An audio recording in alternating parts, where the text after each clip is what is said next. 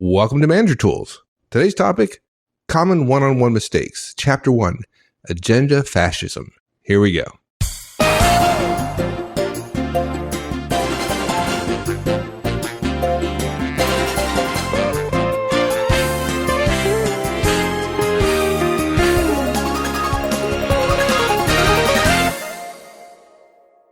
Agenda fascism. Well, I like agendas. I don't like fascism though. So this should.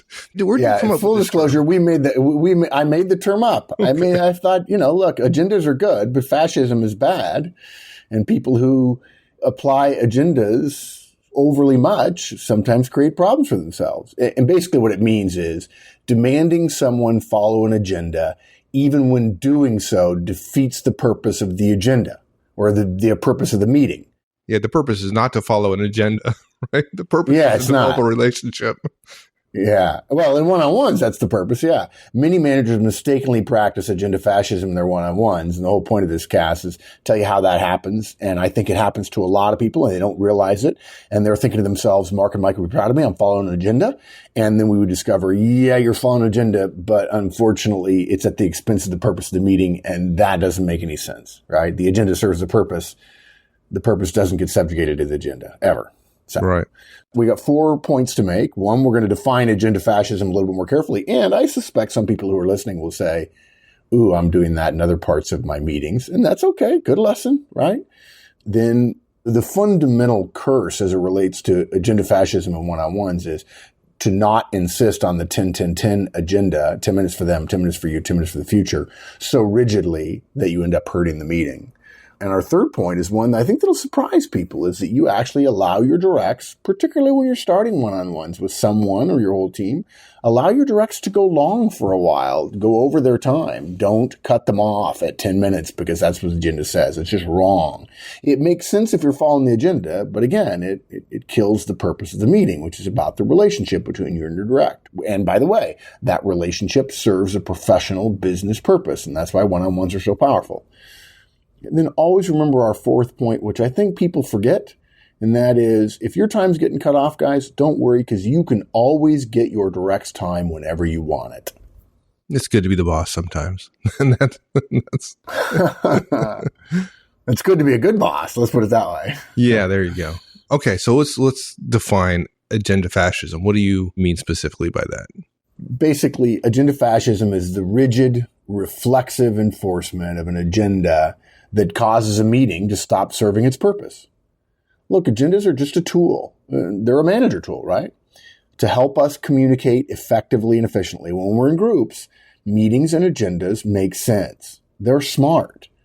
Following agenda precisely doesn't necessarily enhance the purpose of a meeting. In other words, if the purpose of the meeting is a relationship and you cut somebody off mid-sentence because you're following the agenda, that's probably going to hurt the relationship, even though you can defend it by saying I was following the agenda.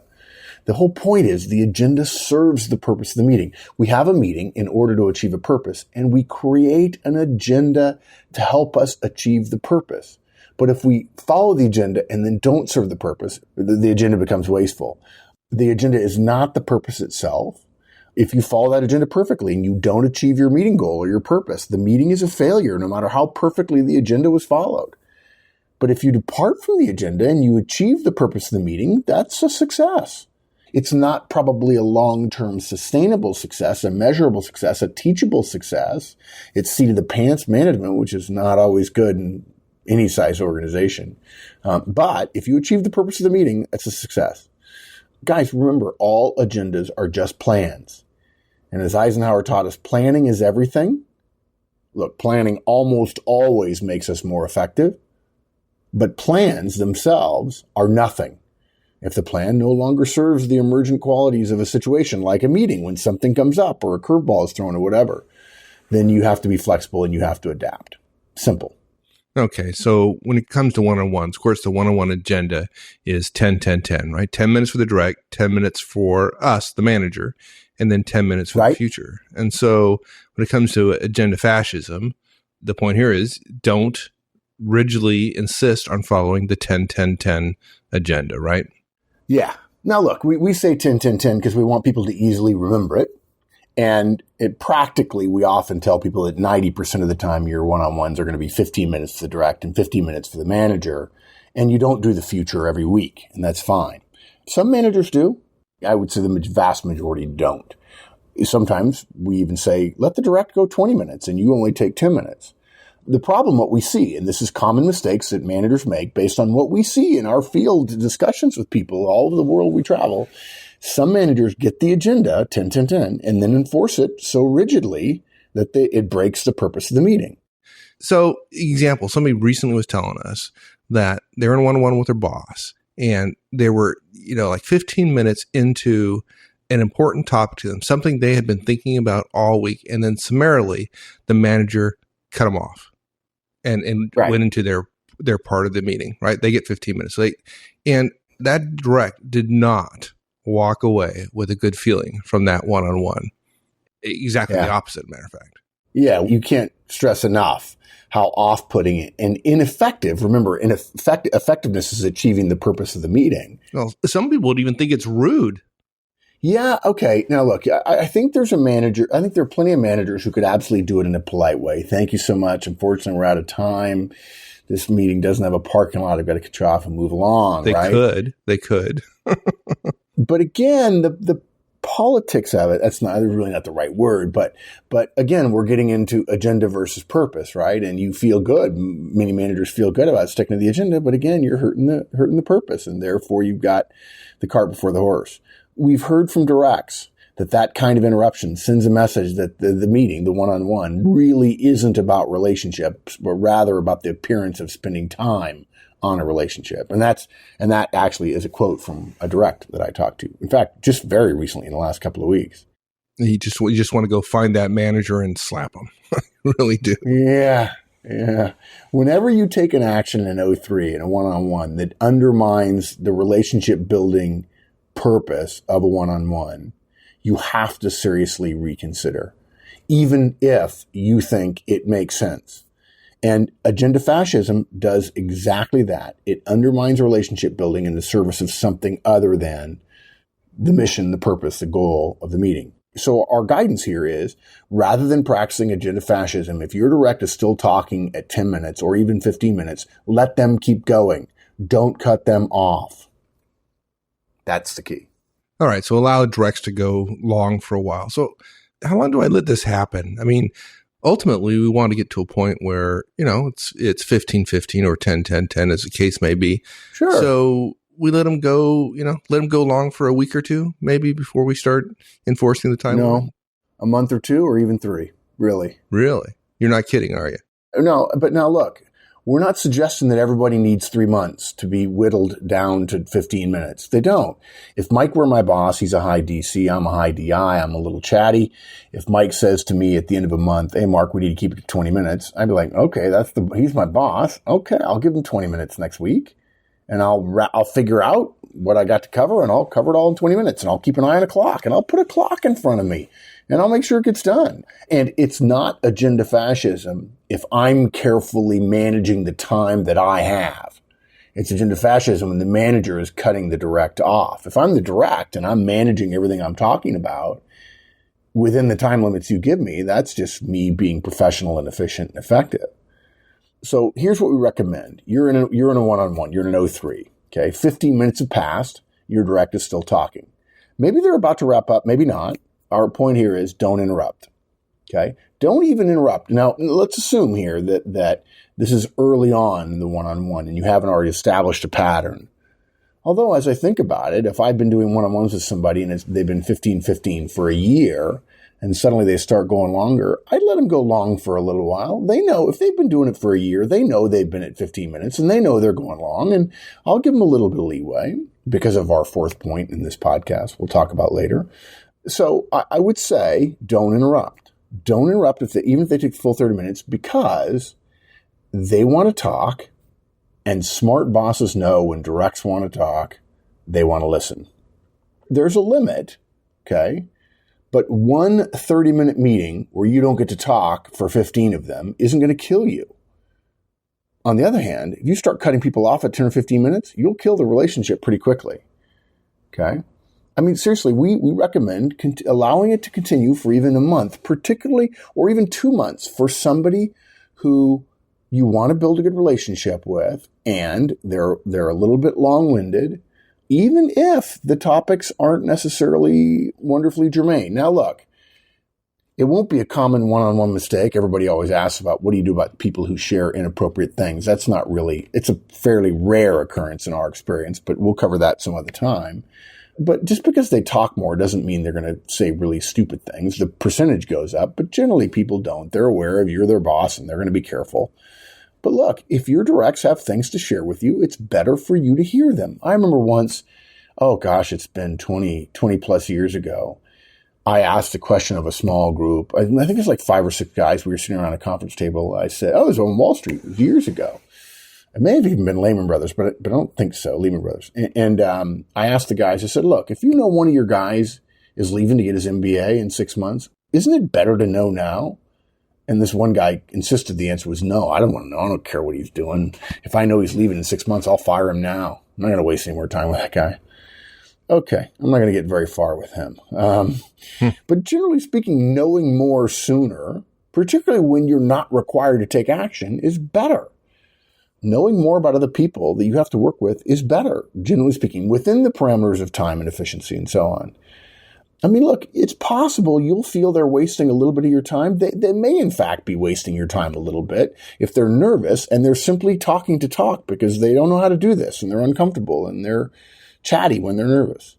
But listen, your willingness to listen and allow them their time to talk is an important component of the boss-subordinate relationship. We know that open communication doesn't happen upwards, okay? Anything we do to increase upward communication is better, okay? And I think what happens, Mike, is a lot of managers think, okay, I'm focused on the goal. I know what the goal is. The goal is easy to understand, so I'm going to try to be as efficient as I possibly can be in achieving that goal, okay? And you think things like, there may be other things that we could talk about that are better to talk about for you, maybe even for them in terms of their career in your mind. But if you insist on that kind of efficiency, first of all, you're violating the rule that the direct gets to talk about what they want to talk about. And you're doing it at the expense of the relationship. And relationship building, again, is the purpose of one-on-ones. Okay, so given that, how do you handle it? Give us some guidance there. Yeah, look, I'll give you what I would say, but these are my words and people may change them a little bit. But I just want to just share how easy it sounds. I'd say something like this. If you were my direct, woe be unto you, my friend. If you were my direct, I'd say, listen, Mike, you went 30 minutes. Let's say you've gone 30 minutes for 6 weeks in a row. And I let you talk and I'm like, hey, we're out of time. I'm so sorry. I got a couple things to cover with you, but I'll cover them later in the day or something like that. And then I say, at the end of one of them, I'll say, listen, I want us to start tightening up these meetings, these one-on-ones. It's supposed to be much more 50-50, the way I briefed you, 15 minutes you, 15 minutes me. I've let you keep going, and that's been fine. I'm okay with that. But, relationships are a two-way street. So if you could start working your time down to 20 minutes so I could at least have 10 at the end, that'd be great. Okay. That sounds polite. Yeah, and it's really a request. It's a suggestion. It's a suggestion for improvement. But it's not, I'm going to cut you off at 20 minutes. Yeah, it's not a command, right? So, okay, no. Let's say you do that, and I'm okay with it. That seems like a reasonable way to approach it. I can't imagine many directs getting upset about that, but let's make it a little bit harder because I suspect what happens many times, actually, I know this to be the case. You say that, right? And I still take up the 30 minutes. Because you're smart like that, right? I got 30 minutes with the boss. Yeah. I'm going to use it. Yeah, I'm going to use it, man. I want to use it. So, yeah, I would say let them go for another month. You don't have to go that long. And I'm not saying everybody you're not going to be a devil if you shorten it. After 6 weeks, you start saying we really need to tighten up or whatever. Look, we wouldn't argue if you took 2 months to start whittling the time down. The point is, you are going to begin to whittle their time into something more reasonable, something that approaches the general idea of one-on-one, 15-15 or 20 and 10. But if you cut them off too soon, as they're still learning about this, maybe for all we know, they're not 25. Maybe they're 50 years old and they've never had a boss who ever spent any time with them at all. If you cut them off too soon, it might well feel too forceful for them. And yeah, look, guys, we're not going to argue with you. They ought to know better. Right. Their boss told them, I want to meet you for 30 minutes. Here's the agenda at 15-15. And the guy goes, bleh, for 30 minutes. Yeah, you got to know better. But if they don't know better, and apparently they don't because they're still talking at the end of 30 minutes, right? It's likely that shortening their time too quickly is going to engender some resentment. In fact, younger people that go the full 30 minutes, you tell them, all right, look, this is too much. We got to go to, after a week or two, you go to 15 minutes. I promise you, they will be scared to death if they violated some rule, particularly if you're not a warm and fuzzy boss, if you're not friendly, if you don't smile when you say it, and they will stay to 15 minutes and they will never again go over. Even though you said it in the nicest possible way, they saw that as a very polite tongue lashing, which they don't ever want to deal with again. And in this case, it's simple. You say, okay, look, it's been 2 months now. We're still not there yet in terms of a balance, right? I'm going to start letting you know when we get to 20 minutes during the one-on-one, and I'm going to ask you to wrap it up then. Because, look, dude, I need some time for what I want to cover too. You don't have to say dude. It's okay if you don't. I would say it, but that doesn't mean that's the right word for you. Right. Okay. Don't say direct number 3, though. Listen, direct number 3. I need some time for what I want to cover. Yeah, don't say that. And then if you get them down to 20 minutes, then you can start shooting for 15, right? When you need it. Yeah. So if I get you to 20 minutes, if you work for me and I get you 20 minutes, I say, look, this is great, Mike. And frankly, I've got more than 10 minutes for the stuff. So if we could try to get it down to 15, that'd be great. With a caveat, there are some bosses who don't prepare terribly well, and the direct is prepared, and the boss doesn't take their full 15. And the direct is cramming 20 minutes of stuff into 15 minutes of time. And then the boss meanders through 10 minutes of stuff and spreads it out into 15 minutes. Don't do that. Be crisp and give them 20 and you take 10. Right. But if you got stuff to fill up the time, and there are plenty of managers we talk to who do, then yeah, after you get them to 20, say, hey, can we move this to 15? But don't cut it shorter than 15. Don't ever do that. If they want full 15, take it. Remember the 10-10-10 agenda is designed to remind you that every once in a while you're going to finish early, in which case you want to talk about the future then. Right. Well, in the situation where the direct takes 20 and you only get 10 as the boss, that doesn't sound too bad. That's better. Actually. It's Dude, better. That's better. That's okay, better. Yeah. I absolutely, it's better because of our fourth point, right? Right. The message that the direct got twice as much as the manager just sends a really good message there, I think. Yeah, exactly. Yep. Okay. Of course, it leads us to our last point because, folks, you're the boss. And I jokingly said earlier, it's good to be the king. But if you need time for your direct, you're going to get it. You walk into their office. You say, hey, you got a few minutes? What are they going to say? No? Maybe. If you have a great relationship, they might be willing to say no or say, hey, can we talk later? I'm in the middle of something. But the vast majority of the time, they're going to give it to you. Yeah, we can give our directs more time in a one-on-one, and we don't have to cut them off. We don't have to demand total equality because anytime we want, we walk down to the cube and say, got a minute. And I say this at conferences every once in a while. And I say to people when I'm talking about the big red sign that bosses wear that says, watch out, I'm your boss, I could fire you. And everybody has one, no matter how nice a person you are. And, you know, the joke I say to managers is they don't laugh at your jokes because they're funny. They laugh at them because they're yours. And in the same way, if you tell your direct, you got a minute, they say yes. And dudes, it's not because you're awesome. It's not. It's not. I'm sorry. Look, and it's not when Wendy says yes or Danny says yes or Maggie. It's not because we're awesome, right? We're not any better than anybody else's bosses. But it's not because they want to give you or even have the 5 minutes that you're asking for. It's because you're the boss and you have a sign and the sign says, watch out, I'm your boss, I could fire you. And the proof is in the pudding, guys. Think of it this way. Don't you say yes when your boss comes down and says, you got a minute? I bet they do. Yeah, they do. Sure they do. So when you're the boss, you can get time to talk to your directs about what you want to talk about whenever you want to talk about it. So let them have more of your one-on-one for a while or even longer. And when you need to get to your agenda that you've got 4 or 5 points, say, look, we fill up the time. I'll come find you later today. I'll come by and sit down and we'll go over a few things. Yeah. And you get your agenda covered. No problem at all. This is a great lesson for a lot of managers who are really trying hard to be great managers. And the idea of the agenda, they get a little carried away with it a little bit. Yeah. Look, dude, agendas matter, but not as much as the purpose of the meeting they themselves are designed to serve. That's the key. Agendas are a tool, but meetings have purposes. Okay. And for a one-on-one, that purpose is a relationship. Cutting somebody off reflexively at 10 or 15 minutes is just churlish and doctrinaire. It just is. Listening is a big part of relationships because actually listening is what communication is. And more of it is better. That's it. There you go. All right, my friend. I appreciate it. Thanks, partner. All right, we'll see you. Bye. Thanks, everyone. Hope you enjoyed it. We'll see you here next week. In the meantime, have a great one. So long.